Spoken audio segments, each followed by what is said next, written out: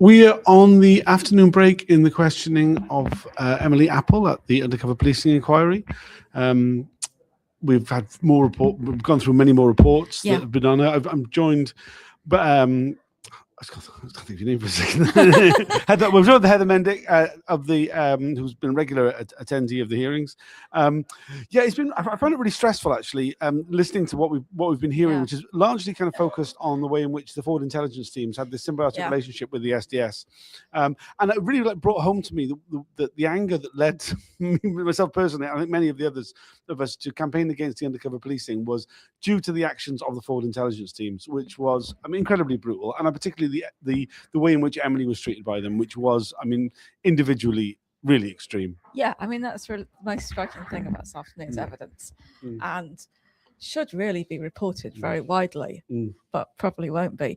But the level of harassment, she spoke about how she would do training, and she'd have to tell the people she was training, look, if you come up to me in a demo, that's great, but if you do that, you'll probably be stopped and searched immediately, because the level of harassment was anyone who got near her, even just to say hello, would be immediately under suspicion.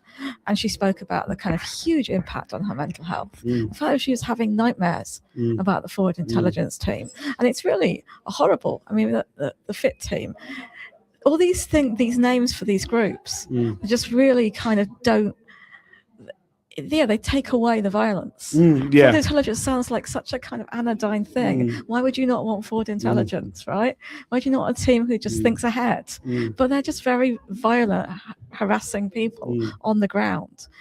And they talk about how she and a few others decided to try and take action, because the fact that these teams were around meant that people weren't wanting to come on protests. And so it was like repressing the protests. And then the reporting of that. And the kind of this cycle of stuff where these teams, the intelligence from the SDS was inflating things. This was going to these forward intelligence teams. This was creating the harassment. This was creating the reports, inflating things, creating oppression, and this cycle that was just really profoundly undemocratic. Well, we did see just really direct things. We saw about one of the reports that came from HN18, Robert Hastings, where he claimed that the forward intelligence teams was essentially, he claimed it was a plaything of Emily Apple and Privacy, and the two people who set it up, and that they were planning on finding out personal private information about the officers and targeting them and in their homes and their families, which was absolute bollocks. And also just totally counterproductive, something that was not being entertained whatsoever. However, once this was reported, it was obviously fed back to CO11, who were running the FIT teams, and there was a sudden marked increase in violence. And Emily talked quite movingly about the time when she was arrested, violently strip searched by 3 officers. Horrific. I remember it at the time. I remember talking to her about it at the time. Just really incredibly horrific violence. It turned out it was an unlawful arrest, like so many of her 76 arrests, complete bullshit arrests. And she was talked about the way in which this escalation of violence that was a result of the SDS reporting has connotations to this day. But the way in which she is policed, it didn't end in 2007. It didn't end in 2010. It continues through to 2026. It's the way that the police have obviously they're taking seriously these exaggerated bullshit reports the SDS are filing, and taking them seriously and responding as such. And she makes the point that CAT, the Campaign Against the Arms Trade, is an NGO.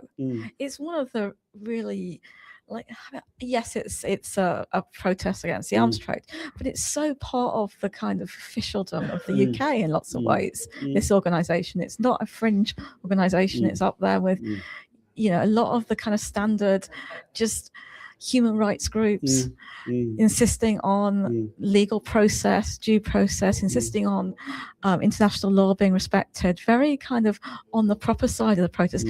And yet and that's most of what she was doing for her whole life, was this stuff. And yet the level of attack on her and the level of attack by proxy on CAT itself is horrendous. And she makes the point also that although probably the targeting of CAT was increased because of her involvement, it didn't start from her.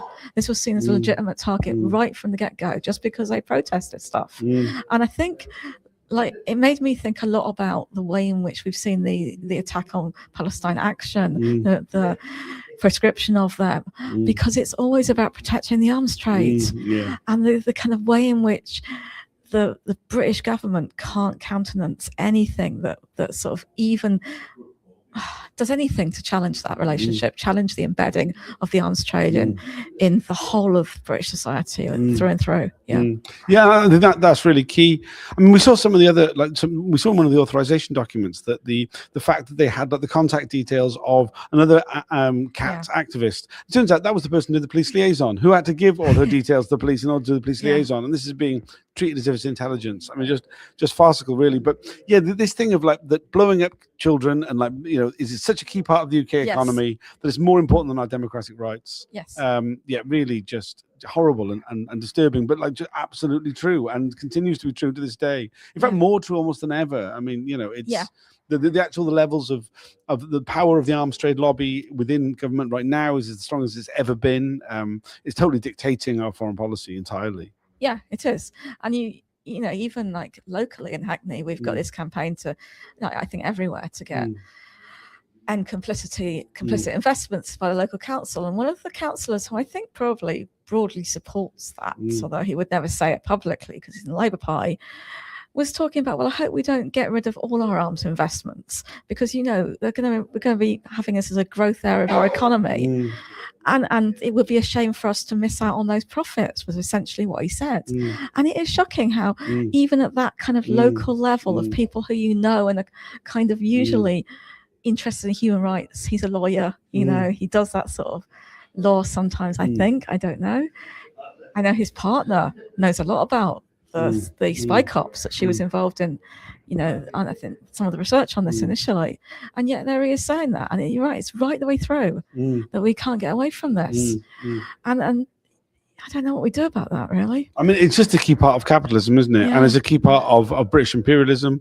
And I mean, I mean, just, you know, going back to what we talked about Emily, I mean, like the brutality that the police had, like open, they had a blank check to be as brutal as they like towards her. You know, there's been some really shocking, like, I mean, like, some of the instances, I remember Sack Parliament came up. I mean, a particularly horrible arrest on her then, a particularly horrible arrest on a bunch of people then. And really, like, you know, the police had clearly been given a briefing beforehand that they had carte blanche to be as violent as they liked. Just like the repression that the police were meting out at people during this period is horrific. And I mean, if anything, it's only got worse since. I think really the SDS reporting from this period really set a scene which is continuing to this day, not just for Emily, but for all of us. Yeah, I mean, that is interesting, because we're into the end of SDS now, right? So you could say, well, you know, this unit's going, but of course it never goes. You know, you get the MPORU, but like you say, even when the MPORU goes, you've got it today. It's just embedded in policing practice, and it would be a shame if this inquiry sort of said, well, that was SDS and that was bad, but, you know, let's move on because it's not there anymore.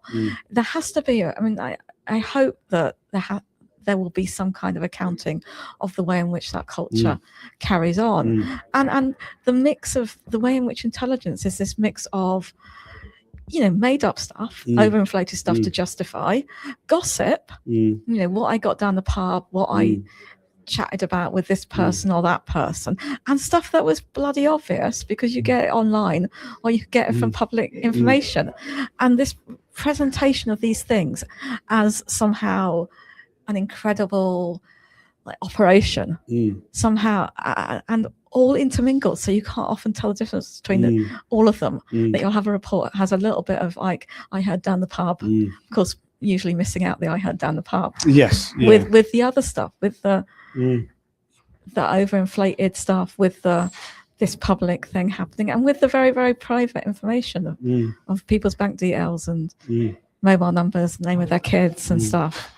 It's insane. It's insane that's happened, right? I mean, it is insane, but I mean, it's shaped the world we live in, right? And for many of us, very directly. I've just heard that Emily being taken off to go back into the next segment. It's only a short break. Something else point you'd like to make? Just to say, like, there hasn't been, as far as I know, really breaches of of confidentiality, there's only sort of 10-minute restricted period. So you can pretty much hear this if you go on YouTube uninterrupted. It won't get really annoying with these long breaks and not knowing where you're picking up. So it's really worth listening to, partly because the guy questioning Emily is not forcing her to cut short her answers, is not interrupting her. He's just letting her talk. So sometimes his questions feel a little bit annoying. They feel about, could this be justified? What would you think of this justification?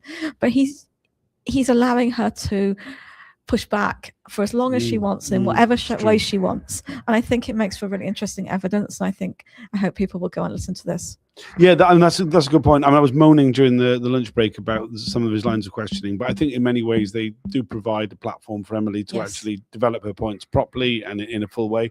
And certainly every time she's like, "Oh, I just like to make one extra point," he's been very accommodating with that. Yeah, I feel like he's a little bit on our side, even. You know, I wouldn't get too kind of compared to, but in terms of how he questions, he's like really giving a platform to an activist, and I think that's kind of in the terms of the Spy Cops Inquiry, that is on our side, really. Yeah. The terms have been defined, certainly. We've had some comments just quickly before we go back in. I'm so glad that Emily was able to speak accurately about the targeting and bullshit arrest, because it's outrageous. It's something I feel the council wanted to push past quickly. I think the inquiry at large generally want to do that. Before break, so let's just do this super fast. No, I'm glad Emily is taking her time. Yeah, absolutely. I think that's I mean, Emily's been a fantastic witness. I was always going to say that because not only is she a friend but also a comrade in like the very strong sense, but I think she's coming up better than she thought she would. She comes over really, really well. That's a very impressive, thoughtful person. All right, thanks for joining us. We'll do another stream at the end of the day, recap